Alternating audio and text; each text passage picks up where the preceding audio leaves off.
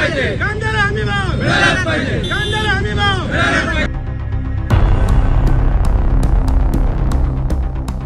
केंद्र सरकारच्या विरोधात संपूर्ण देशात शेतकऱ्यांमध्ये नाराजी असून पंजाब आणि हरियाणाचे शेतकरी दिल्लीमध्ये आंदोलनासाठी जमलेत। तर त्यांना पाठिंबा देण्यासाठी आज चांदवड येथे रास्ता रोको आंदोलन करण्यात आले।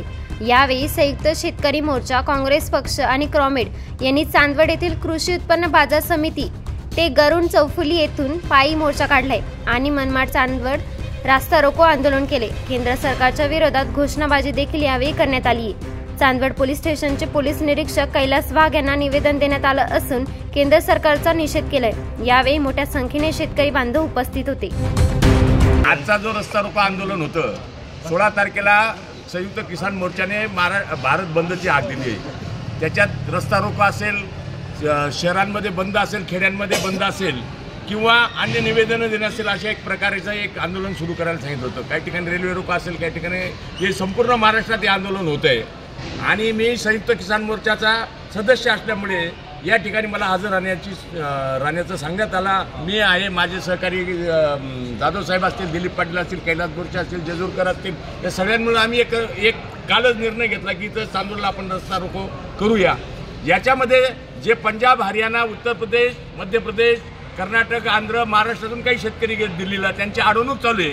टिकरी बॉर्डर असेल, सेंगू बॉर्डर असेल, गाझियाबाद बॉर्डर असेल, या सगळ्या बॉर्डरमधून दिल्लीला जाऊ देत नाही। कारण शेतकरी जंतर मंतरपर्यंत जाऊन हा आपला आक्रोश कुठेतरी त्यांना दाखवा, कारण लोकसभेचं अधिवेशन चालू आहे। या अधिवेशनापर्यंत शेतकऱ्यांचे भाव पोचवावे। मागच्या वेळेस जे 13 महिन्याचं आंदोलन झालं, ते आंदोलन जेव्हा मागं घेतलं गेलं शेतकऱ्यांकडून, म्हणजे सरकारने विनंती केल्यानंतर कायदे रद्द करून ते कायदे पण सरकारने लावले आणि तिथं आम्हाला शब्द दिला होता, त्या बैठकीला मी पण हजर होतो, की आम्ही उत्पादन खर्चावर आधारित भाव न देता, तुम्हाला उत्पादन खर्चाची मागणी होती तो न देता आम्ही MSP देऊ, म्हणजे मिनिमम सपोर्ट प्राईस शेतकऱ्याला देऊ, त्याच्या आधारभूत किमतीवर देऊ आणि स्वामीनाथन आयोगाप्रमाणे देऊ। स्वामीनाथन आयोगाप्रमाणे जर आज किमती दिल्या असत्या तर जवळपास शेतकऱ्यांचे 19 लाख कोटी सरकारकडे निघता येतात आजच्या घडीला। ते 19 लाख कोटी आम्हाला देऊ नका आणि शेतकऱ्यांची कर्जमाफी करा, एवढी सरळ मागणी। म्हणजे सरकारने बनवून दिलेला कायदा तयार करा। ही शेतकऱ्यांची मागणी साधी सरकार करत नाही, त्यांच्यावर बुलेट गोळ्या घालल्या जातात, त्यांच्यावर राष्ट्रध्वजाचे नळकांड्या फोडले जातात, त्यांच्यावर खेळे टोकले जातात, त्यांना भिंती उभ्या करून दिल्लीमध्ये जाऊ देत नाही। म्हणजे सरकार घाबरतं का? मोदी सरकारचा हा छुपापणा आहे का? कारण मोदींनी 14 साली सांगितलं होतं, बहनों भाइयों मैं आया तो पहली मीटिंग में पहले दिन में मैं किसानों की कर्ज माफी करूंगा, स्वामीनाथन आयोग लागू करूंगा। आज काहीच होतं नाही, जेवढ्याच मागण्या ते करते। म्हणजे सरकारने ठरवून दिलेली किंमत सुद्धा शेतकऱ्याला देत नसतील तर ते वाईट आहे आणि त्याच्यात आम्ही सुधारणा करून सांगितलं महाराष्ट्राच्या वतीने आणि MPच्या वतीने की कांदा आणि बटाटा हे याच्यात स्वामीनाथन आयोगाच्या शिफारशीमध्ये घ्या, म्हणजे ते टिकणारे शेतीमाल आहेत। या शेतीमालाला दीडपट भाव मिळतो आणि दीडपट भाव मिळाल्यामुळे सगळ्यांचंच कल्याण होणार आहे, शेतकऱ्यांचं कल्याण होणार, बरोबर सगळ्या समाजाचं कल्याण होणार आहे। एवढंच या मुद्द्याचा उद्देश होता आणि त्यांना पाठिंबा दर्शवणं हे आमचं काम होतं। मागण्या ज्या किसान मोर्चाच्या आहेत त्याला सर्व आम्ही पाठिंबा दिला आहे, पण याआधी आम्ही नाशिक जिल्हा मध्यवर्ती जी बँक आहे हिच्या विरोधात 1 जून 2023 पासून म्हणजे 9 महिन्यापासून नाशिक कलेक्टर कचेरीवर या ठिकाणी शेतकऱ्यांना 53,000 शेतकऱ्यांच्या जे सक्तीचे कर्ज वसुली त्यासाठी आंदोलन सुरू केले। आज 9 महिने झालं राज्य शासनही लक्ष देत नाही आणि केंद्र शासनही लक्ष देत नाही। दिल्ली येथे जाऊन त्यांना निवेदन देण्यात आली आणि सगळ्या शेतकऱ्यांचं कर्ज माफ करावं आणि नाशिक जिल्हा मध्यवर्ती बँकेने जे शेतकऱ्यांच्या सातबारा खात्यावर नावं लावण्याची जी प्रोसेस सुरू केलेली आहे ती तात्काळ बंद करावी, यासाठी जे आंदोलन चालू केलं आहे 9 महिन्यापासून। मात्र राज्यातही BJP सरकार आहे, केंद्रातही BJP सरकार आहे, म्हणजे दोघंही BJP सरकार आहे, शेतकरी विरोधी आहे, म्हणून शेतकऱ्यांच्या मागण्यांकडे लक्ष देत नाही।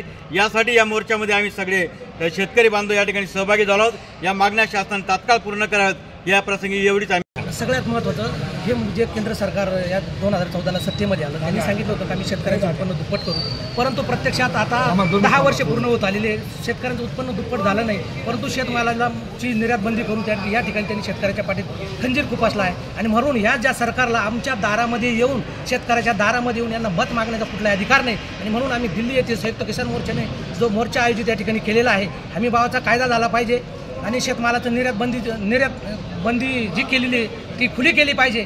या कारणासाठी आम्ही जो दिल्लीला आंदोलन चालू आहे त्या आंदोलनाला आम्ही जाहीर पाठिंबा देत आहोत आणि तीव्र अशा स्वरूपाचं आंदोलन या ठिकाणी आम्ही इथून पुढील काळामध्ये उभारणार आहोत आणि BJP सरकारच्या विरोधात या आंदोलनाला असं वळण आम्ही या ठिकाणी देणार आहोत, एवढंच मी या ठिकाणी। संयुक्त किसान मोर्चातर्फे या ठिकाणी पंजाबचे सर्व शेतकरी व देशाचे संपूर्ण शेतकरी या ठिकाणी आंदोलन करत आहे.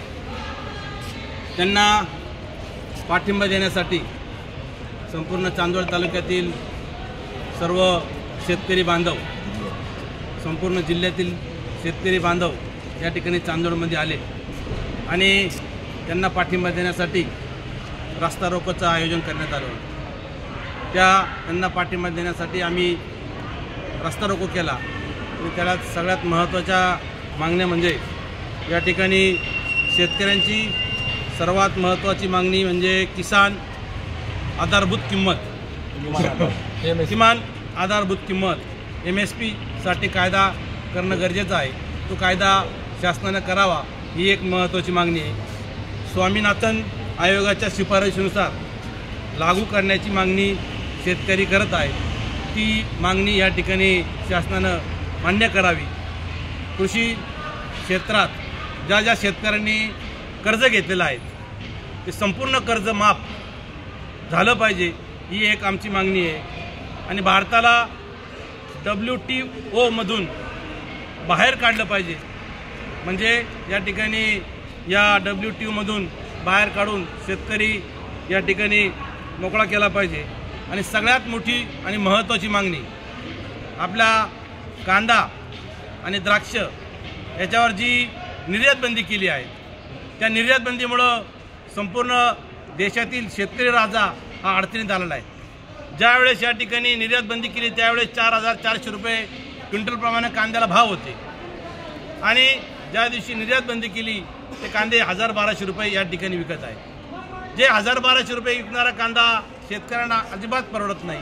आज या 10 वर्षाचा विचार केला तर 10 पटीनं संपूर्ण शेतीसाठी लागणारे माल असतील, त्या ठिकाणी खते असतील, औषधं असतील, बियाणं असतील, मजुरी असतील, हे 10 पट वाढलेले.